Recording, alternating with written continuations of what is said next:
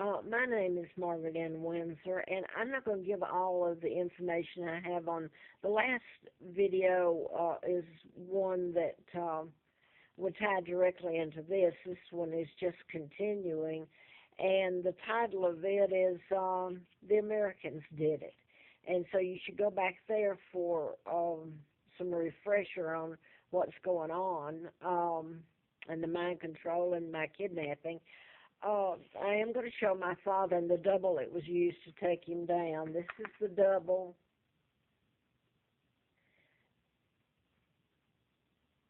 that married Wallace Simpson. My father didn't. He was married to Claudia Ruth O'Keefe, O'Keefe's sister, the artist. My mom was Claudia Ruth O'Keefe. This is Roosevelt and Elizabeth's mother, illegal George the Sixth wife. This is George the Sixth.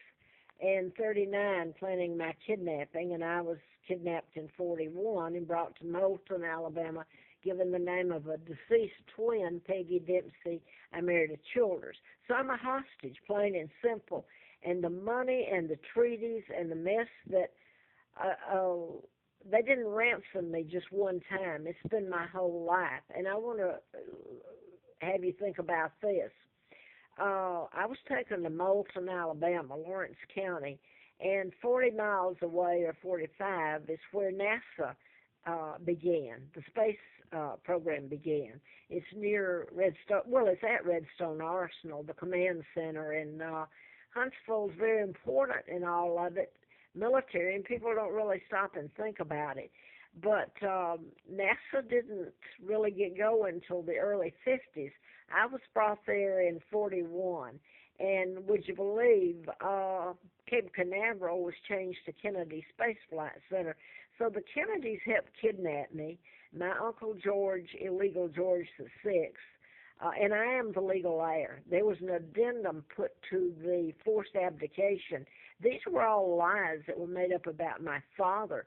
He was married to Claudia Ruth O'Keefe, Catholic, Irish, American, and a commoner. The British did not do this, the citizens. This is part of my family and the Rockefellers, Rothschilds, and New World Order. So this is, they didn't like it, and they took my father out. Illegally, he was still the heir. There was an addendum, and it is legal that my father never meant to leave. It's like by proxy that George was there, or an interim government. It was supposed to be returned to my father. And the addendum was put there, and it went before judges, and it is legal, that stated if my father should have an heir before it was returned to him, the heir would not be disinherited. I was born Victoria the Second in 39, the heir to the British crown. So this means that this woman that people love and adore is nothing but a cold-blooded killer, fraud, traitor to her country. She's given it all away. Also, there's nothing left. Just stop and ask yourself. The United States has put all its military bases all over British and taken everything British over, and used Great Britain as a launching pad. It made my relatives, who are also monarchs, Denmark, Sweden, Norway, captives too, and they put their bases there. And I hope my relatives there did not go along with it willingly, and I don't think they have, because they've tried to get the bases removed, the American bases. Now then, Holland, or I don't know, one of my relatives, Beatrix, I believe, who's just abdicated, is part of the New World Order, her and Elizabeth. If you want to call it Illuminati, Freemasons, it's all, well, Obama is part of it, and that's on the tape during the shutdown of the government, a month and a half ago. It's on a tape on YouTube, I believe. It was certainly a friend of mine told me about it on Facebook. And it was on YouTube. It's a video. Let me put it that way. I saw it when he said it on TV. but anyway, he's part of the New World Order too, with the Rockefellers, Rothschilds, Elizabeth, Charles, and evidently some of my family. I'm very sad to say that. So I've gotten into the mind control bit that enters into it that I have told about. I've told about I in previous videos. You can't tell it. Every civil right, I have been tortured. I have had psychological, chemical, you name it, used on me and my sons, Mark and Scott, who are the legal heirs. So I'm going to try to just say this. I was given, this is just a week or two out of my life. April the 1st of 80, I was given antifreeze, forced antifreeze in me. I went to West Paces Ferry emergency room in Atlanta. This is where Jimmy Carter was governor, and this is where Andrew Young was mayor, and a lot of the mind control murders happened. Um, I went there for a tox screen to the emergency room to try to combat whatever was given me. I didn't know what was given me. I just knew I was a dead person, really.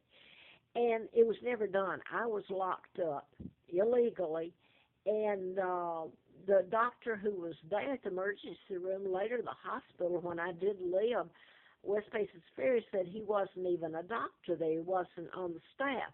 But he had gotten another doctor, Paul Beecham, and you should see what they did to me the days I was there.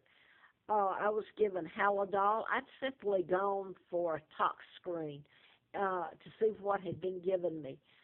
The lady that saved my life was Britt that was on duty, but that was hell on wheels and nothing was done, not the tox, not lab work or anything physical that's supposed to be done upon putting someone in the hospital, even admitting them.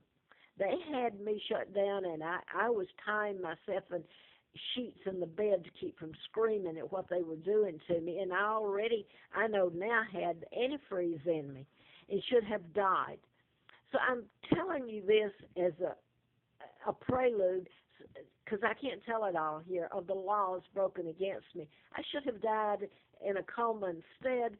My ex-husband come back, and they let him see me. He removed me. I thought I was going home. I didn't know that they had let him steal my apartment, and the lease was now in his name, my furniture. My children never knew the truth. He took me to another hospital there, which if you stop and ask yourself what's going on, why'd they take her there? I spent one night. The next day is Saturday. I was stuffed into a car. Lina Dempsey, the woman who'd killed her twins that I was told was my mother growing up, I was put there in 41 when I was kidnapped. She and my ex-husband, and Philip, he's with the ATF. I grew up thinking he was a half-brother. He was put there 5 years after I was. And I can guarantee you Philip was kidnapped also. He was not a member of that sick family. But I have to say, and I don't know that he could help it, and I love him, he was a good kid.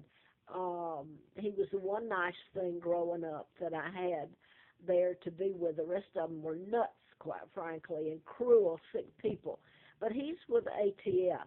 Well, back to that day, it's the day before April the 6th of 80, which is Easter.